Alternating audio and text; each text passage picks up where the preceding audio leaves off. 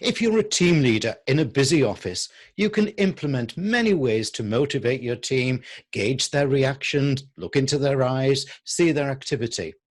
Now you may have found that your business life has completely changed. Your team are working remotely. Your former methods of management and motivation don't seem appropriate, and your boss may have an even higher expectation of you. As a remote team leader, what are the top skills you need to improve upon? Well, who to better ask than my Remote Leadership Institute friend, Wayne Turmel, who's at home now in Las Vegas. Wayne, thanks for letting me revisit you. Welcome. I wish you were really visiting. It's Las Vegas. But be a time. I don't think it was exaggerating in my opening piece when I said that many team leaders are suddenly struggling to manage the remote leader challenge. So what are the top 3 or 4 skills that they could concentrate on quickly improving? Yeah, I think if we're thinking about what those skills are, I'm advisedly cautious about saying listening skills, because it's not just listening. It's picking up hints. It's being able to read an email and saying, there may be something here that needs addressing. I guess building your radar is the easiest way to say it, is the first skill. But in order to do that, I think you're going to be assisted by a couple of other things. One is you need to get technically proficient. You don't need to be the head nerd. You don't need to be the power user of whatever tools your team is using. And that said, you need to identify what tools are we using. Are we using the right tools in the right way? And I think that is important, because a lot of leaders resist learning technology because it's going to somehow expose them as not being all powerful. And you need to get over that. Yeah. So I think that's the second thing. The third skill that leaders need to work on, and this sounds counterintuitive, but it's just so true, is managing your time and your expectations on yourself. One of the things that we are learning over the last few months of COVID-inspired craziness is that good leaders are servant leaders, and we tend to take on the responsibility. And so when somebody needs to be up at 4 a.m. for that call with Singapore, well, I'll do it, because I don't want to inflict that on somebody else. And, if I need to be up first thing in the morning for New York and up late at night for Hong Kong, that's just the way it's got to be. And what we're learning is that the managers who care the most and are trying to spare their teams as much discomfort as possible are burning themselves out. Yeah, not good. So how easy do you think, in your experience, these new skills are to learn and to be good at? Can they be achieved quickly, or are the gradual improvements the better way? Like weight loss, 1 or 2 pounds a week, which I'm still trying to do. Yeah, well, and you see how well that's working for all of us, man.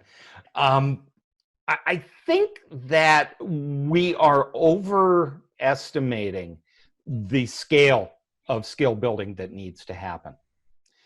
I think that we are talking incremental changes as opposed to major orders of change. In the long distance leader, we keep harping back to the first rule, which is think leadership first, location second. And if you let's take how you coach your employees as an example. If you are comfortable that in a one-on-one, in-person environment, you are capable of doing a good job coaching, it's not that much of a stretch to adjust to doing it via webcam or some other kind of technology. If you have no clue how to coach people, that's going to be a much higher and steeper learning curve.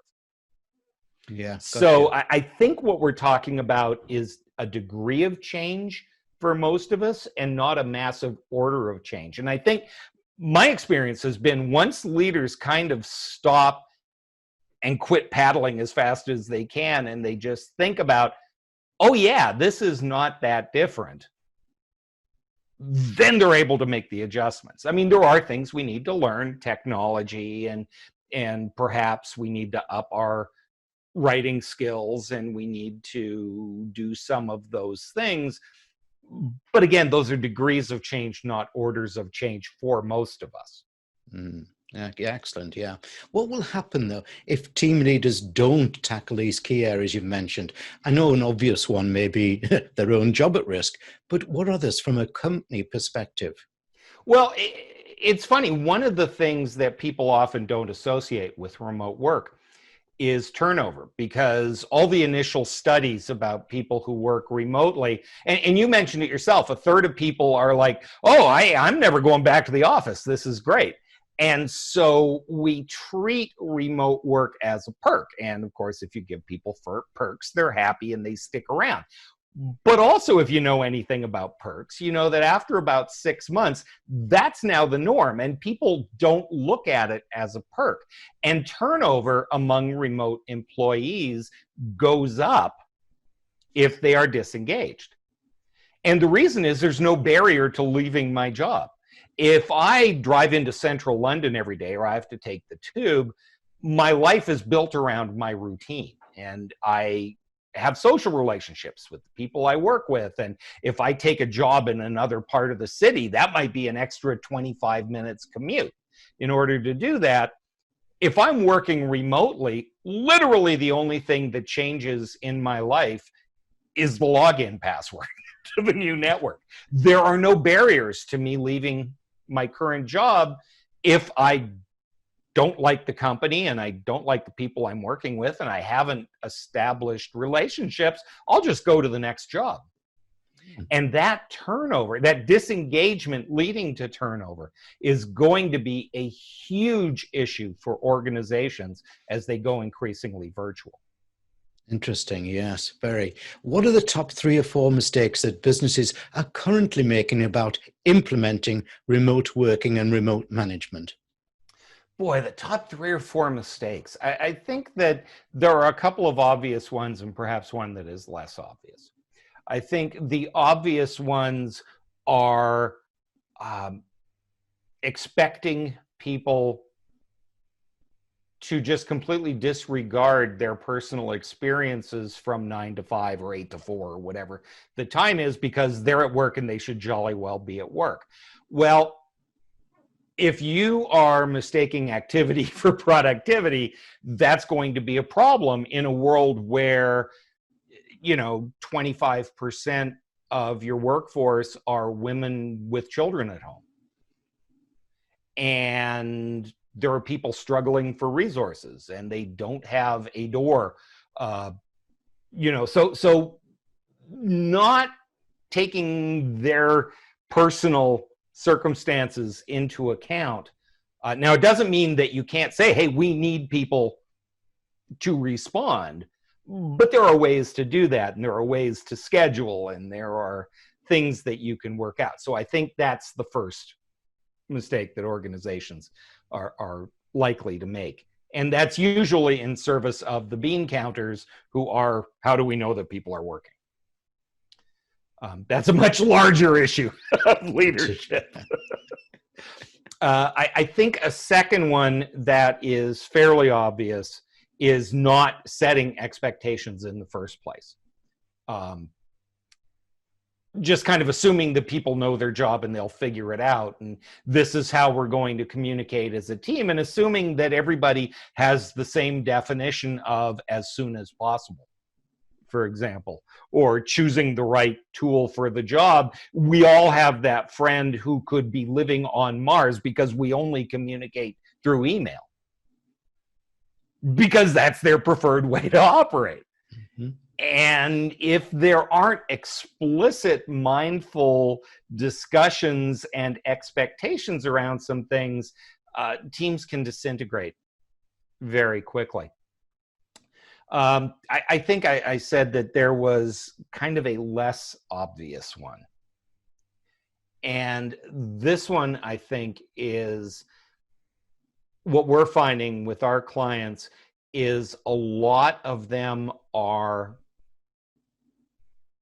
not putting HR systems and succession planning and career management systems in place, or assuming that what worked in the office will work here.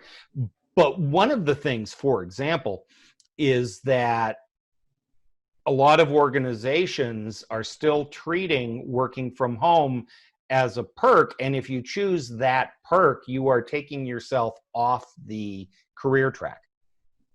Now, that's changed radically in the last couple of months. When the CEO finds herself working from home, all of a sudden the world is a very different place. But the HR systems haven't done that. So I'm working really hard. I want a promotion. But in order to get that next job, I have to be able to go into the office every day. A lot of organizations kind of have that expectation, and right now they're examining that and saying, is that necessarily true? But without that career track, without that succession planning, without those systems in place, you're going to have a lot of people hitting the wall and essentially voting with their feet and saying, if you're not going to promote me, I'll go find somebody who will. And that's a symptom, Malcolm, of right now we're just trying to get through right now, and we're not thinking about the long-term implications. Yeah. It's fascinating what you're saying there, and it bears witness to the interviews I've been doing with workplace advisors. People who are looking on behalf of CEOs. Do we need those offices, and so on? Yeah, I tell you what, as a career track, if your children are looking at commercial real estate, I would beg them to reconsider. Yes. Yeah. Look, since I first met you, and I've done my research following you and everything, I've been totally impressed about the Remote Leadership Institute and what you deliver for people. So how can you practically help team leaders become proficient in remotely managing and motivating their teams? Well, thank you for those kind words. We think we're pretty good at what we do. And it's funny because we've been doing it for a while. If you look on LinkedIn, suddenly everybody is an expert on virtual work. But this has been our bread and butter for a long time. And what that means is we have been able to identify those things that maybe are not brand new skills, but are things that need to be improved. And so the majority of what we do are skill building courses which are designed to augment where you are, as opposed to treating this as a brand new phenomenon. Coaching your employees is a critical part of your job. Coaching at a distance requires a couple of adjustments. And that's really what we do. We augment people's leadership journey already and kind of say, okay, and when working remotely, these are the things that are different or need to be adjusted. And so whether it's an individual program that we do for a client, we're working with somebody right now who just wants their managers to be able to breathe and understand why this is so strange, right?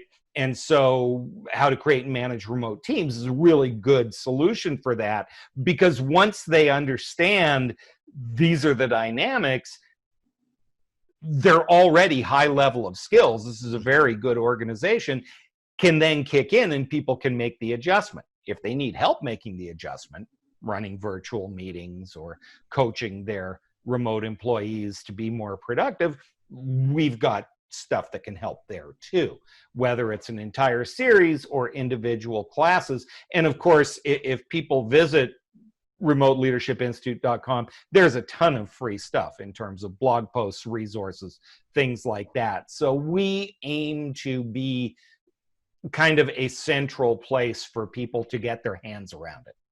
Excellent. Wayne Turmel of the Remote Leadership Institute, thanks for this deeper dive interview.